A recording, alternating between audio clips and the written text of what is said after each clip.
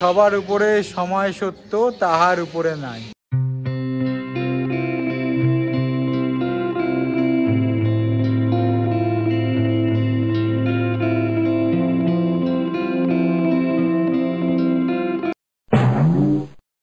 Khidirpur tram ডিপোর সামনে দিয়ে তোমরা তো বহুবার গেছো, কিন্তু দেখেছো খিদিরপুর ট্রাম ডিপোর অপোজিটে এই যে বড় তোরণটা, তোমরা কি জানো এই তোরণের ভেতর দিয়ে তোমাদের প্রবেশ করতে হবে 250 বছরের পুরনো জয়নারায়ণ ঘোষালের তৈরি রাজবাড়িতে, এবং রাজবাড়ির উল্টো দিকেই আছে তার প্রতিষ্ঠিত শিব মন্দির। আজকে তোমাদের সাথে নিয়ে যেতে চলেছি সেই শিব মন্দিরেই এবং সেই পুরনো বাড়িটাতেই।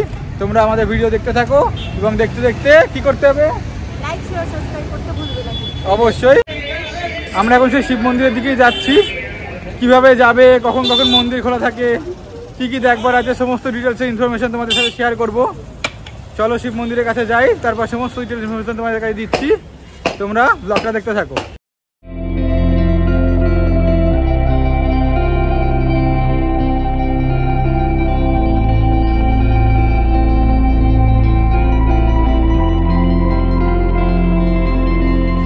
তোমরা এখানে দেখতে পাচ্ছ বিশাল পার্কিংয়ের ব্যবস্থাও রয়েছে। তোমরা যদি গাড়ি নিয়ে অথবা বাইক নিয়ে আসো তো তোমাদের পার্কিংয়ের কোনো রকম প্রবলেম হবে না।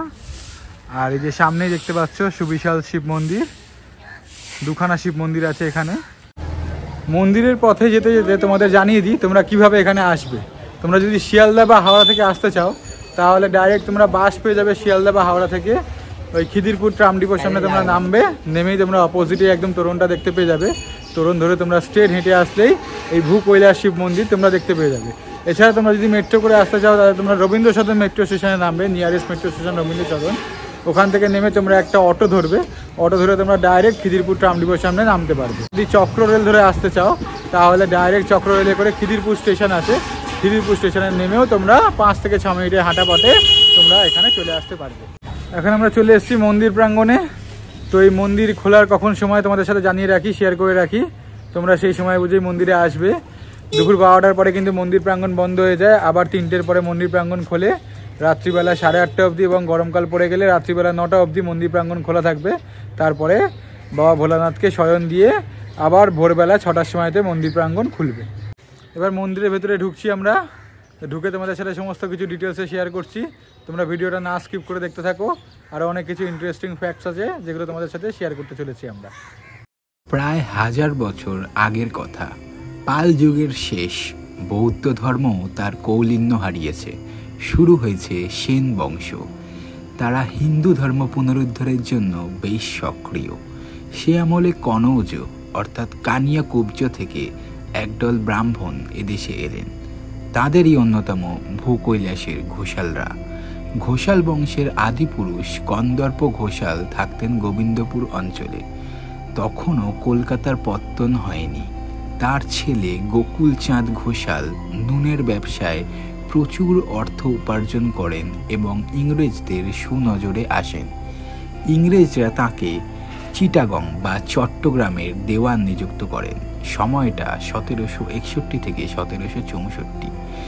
এই কাজে অচিরেই গোকুল চাঁদ সুনাম ও প্রতিপত্তি অর্জন করেন। জমির কর দেওয়ার পদ্ধতিতে কিছু বদল আনেন। খিদিরপুর অঞ্চলে তিনি নিজে প্রচুর ভূসম্পত্তি কেনেন। তাঁর ভাই কৃষ্ণচন্দ্রের ছেলে জয়নারায়ণ ঘোষাল ঘোষাল বংশের আরও উন্নতি ঘটালেন। বিশাল 8চালা রীতির মন্দির দুটির নাম জয়নারায়ণ ঘোষাল তার মাতা ও পিতার নামানুসারে রাখেন। ত্রিখিলানযুক্ত 8চালা মন্দির দুটির পূব দিকেরটির নাম রাখেন রক্ত কমলেশ্বর এবং পশ্চিম দিকেরটির নাম রাখেন কৃষ্ণচন্দ্রেশ্বর। 18 ফুট উচ্চতার এক একটি করে কোষ্ঠী পাথরের শিবলিঙ্গ রয়েছে মন্দিরে, যা কিনা একটি মাত্র পাথর কেটে তৈরি শিবলিঙ্গ হিসেবে এশিয়ার মধ্যে উচ্চতম।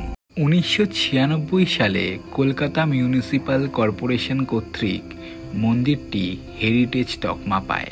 শিব মন্দির ছাড়াও এখানে গণেশ, রাম সীতা, হনুমান, সরস্বতী, রাধাকৃষ্ণ ও শিব পার্বতীর মূর্তিও রয়েছে। কথিত আছে সাধক রামপ্রসাদ এই মন্দির দেখতে এসে মুগ্ধ হয়ে বলেন কৈলাস থেকে শিব স্বয়ং নেমে এসেছেন। সেই থেকেই জয়নারায়ণ ঘোষালের এই ভূসম্পত্তি ভূ কৈলাস নামে পরিচিত। ভূ কৈলাস শিব মন্দির থেকে আমরা এখন এসেছি জয়নারায়ণ ঘোষালের রাজবাড়িতে। তো এই রাজবাড়ি দেখলে একটাই কথা বলতে ইচ্ছা করে যে সবার উপরে সময় সত্য, তাহার উপরে নাই। রাজবাড়ির অবস্থা তোমরা দেখো, আমি দেখাচ্ছি তোমাদেরকে।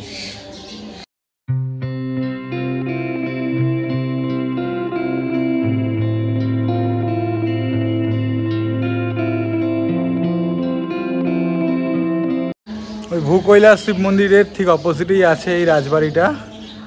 এই রাজবাড়িটাও 1781 সালে প্রতিষ্ঠিত হয়েছিল জয়নারায়ণ ঘোষালের দ্বারা।